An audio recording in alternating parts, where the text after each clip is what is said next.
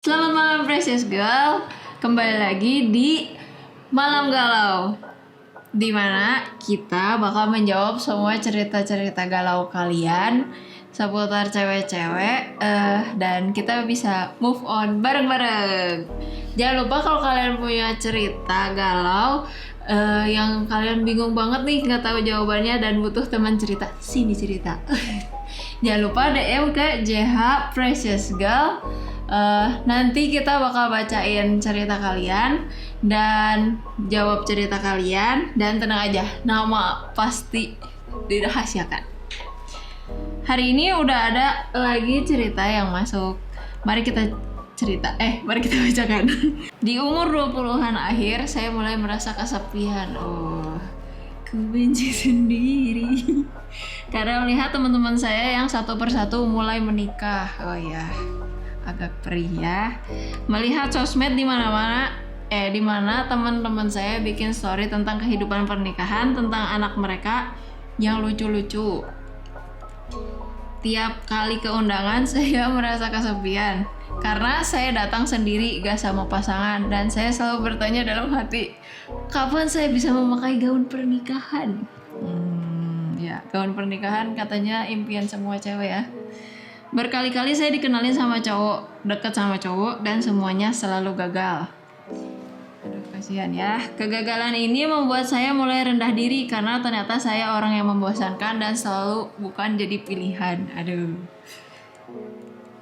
Ada masa dimana saya terpuruk dan merasa gak berarti karena saya selalu gagal dan ditinggalkan. Seolah hidup saya berakhir dan gagal karena saya belum juga punya pasangan.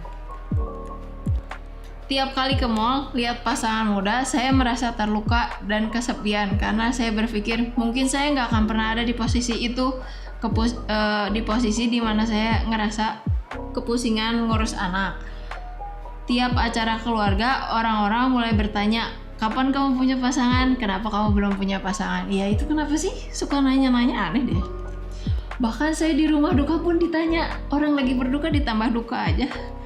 Setiap pertanyaan dan candaan tentang saya jomblo mulai melukai hati saya. Kadang saya merasa marah sama Tuhan. Kenapa cuma saya yang gak bisa ngerasain punya pasangan?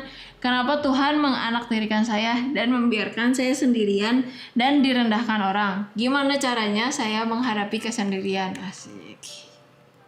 Kamu gak sendiri, ada aku. Jadi belum punya pasangan itu bukan hal yang buruk, bisa jadi itu yang terbaik yang Tuhan kasih ke kita. Tuhan lagi lindungi kita dari cowok-cowok yang jahat. Kita kan kalau misalnya asal mau aja sebenarnya mungkin orang-orang bisa, tapi kan kalau hidupnya akhirnya menderita buat apa? Justru Tuhan sesayang itu gitu sama kita, sampai-sampai kita gagal terus, dilindungin terus dari cowok-cowok yang jahat yang mulutnya cuma bisa manis doang ya. Jadi menikah itu bukan jawaban hidup kita gitu. Jadi bisa jadi kalau kita terus-terusan nganggap menikah adalah tujuan akhir hidup kita bisa aja ya udahlah sama ini aja gitu mau terus, tapi terus kita malah jadi menderita karena kita kan salah pasangan, terus dia punya tujuan yang beda sama kita. Jadi kalau menikah kita harus punya tujuan yang sama, dan kita juga sebagai perempuan kan harus nunduk ke cowok itu. Jadi bisa jadi itu penderitaan gitu buat kita, dan cowok itu gak sebaik pas PDKT, pacaran, atau yang ada di drama-drama, percaya sama saya. Salah pasangan juga bisa bawa kita seumur hidup untuk terus hidup dalam tujuan yang salah gitu. Jadi mungkin sekarang kita semangat melayani Tuhan, tapi begitu kita dapat pasangan yang salah, malah bisa-bisa kita mundur, terus kita hidup untuk dunia ini, padahal tadinya mungkin kita udah bisa hidup untuk Tuhan, tapi kita malah jadi nyatanya ikut pasangan kita kan, karena kita harus tunduk terus gitu sama orang yang salah. Ya udah, kalau orangnya selalu misalnya fokusnya harus jadi kaya, kita akhirnya malah fokusnya jadi hidup orang yang kaya gitu, bukan lagi hidup untuk mencari keselamatan gitu. Jadi jawaban kita waktu kita sedih, waktu kita ngerasa sendiri, waktu kita ngerasa kesepian itu bukan kita mencari hal lain di luar sana atau cari kebahagiaan lain atau berjuang cari cowok atau pergi kemana yang banyak cowoknya, bukan itu. Tapi yang kita butuh adalah cuma satu, keselamatan, yaitu Yesua. Yesua adalah terang, maka kita bisa menemukan semuanya di dalam Yesua. Kalau kita bisa menemukan Yesua, kita bisa dapat sukacita, kita bisa dapat damai sejahtera yang belum tentu bisa didapetin sama orang yang udah menikah. Orang yang menikah juga nggak selalu bahagia, bahkan kayaknya banyak yang lebih pusing gitu, bahkan ada yang jauh lebih kesepian, nggak bisa ngerasain damai sejahtera lagi karena mulai menjauh dari Yesua gitu. Jadi justru Yesua tuh jawaban gitu. Sukacita dan damai sejahtera adalah anugerah yang bisa kita dapat ketika kita bertemu dengan Yesua, dan kita selalu pasti kosong hidupnya. Selalu semua orang tuh mau ada apapun, mau bahagia buat orang lain, orang ini bahagia buat orang lain. Kita lihat orang itu bahagia, tapi mereka pasti ada masa di mana mereka tuh merasa kesepian gitu.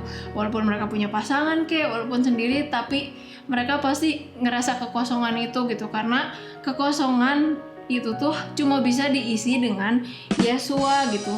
Karena Yesua adalah jawaban di hidup kita gitu. Jadi kita bisa ngerasain sukacita, bisa dapat kebenaran. Itu kan hal yang lebih penting dan lebih berharga daripada kita pusing terus, sedih terus, galau terus soal nikah, pengen cepet nikah. Jadi ya jangan buru-buru ya, semangat terus. Jangan ngerasa sendiri, karena kalian gak sendiri. Karena kalau ada Yesua, hidup kalian tuh bakal kekosongan itu tuh bisa diisi sama Yesua gitu. Jadi kita harus move on dari rasa sendiri, dari rasa kita ngerasa kalau kita tuh gak berharga karena kita sendiri gitu, ngerasa gak berharga karena gak ada yang mau.